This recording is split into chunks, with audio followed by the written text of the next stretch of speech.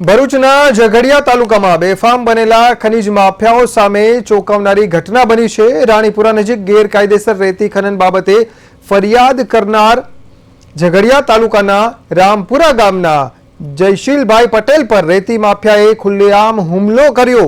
ગેરકાયદેસર રીતે નર્મદા નદીમાં નાવડી, પાઇપ અને મશીનથી રેતી ખનન કરવામાં આવતું હતું અને આ અંગે તેમને જાણ થઈ અને તેમણે આ સમગ્ર ઘટના બહાર લાવી આરોપીએ અદાવત રાખી અધિકારીઓની હાજરીમાં જ તેની સાથે ઝપાઝપી કરી અને ગળું પણ દબાવ્યું હોવાનો આક્ષેપ કરાયો છે, જે બાદ તેમને ઈજા પહોંચી છે। આ ઘટનાને પગલે ખાણ ખનીજ વિભાગે સ્થળ પરથી રેતી ખનનમાં વપરાતું મશીન, જેની કિંમત અંદાજે 55 લાખ રૂપિયા થઈ રહી છે અને સહિતનો મુદ્દામાલ જપ્ત કરવામાં આવ્યો છે।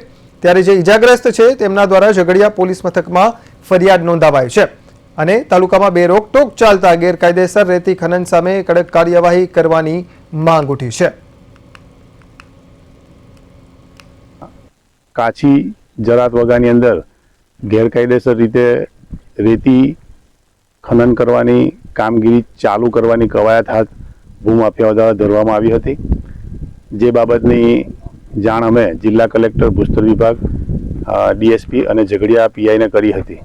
તેના અનુસંધાનમાં ગતરોજ અમને એવી જાણ થઈ હતી કે ભાઈ ભૂમાફિયાઓ દ્વારા નર્મદા નદીના ચાલુ પ્રવાહમાંથી પાઇપ નાખી નાવડી વડે એન્જિન દ્વારા રેતી ઉલેચવાનું કામ ચાલી રહ્યું છે।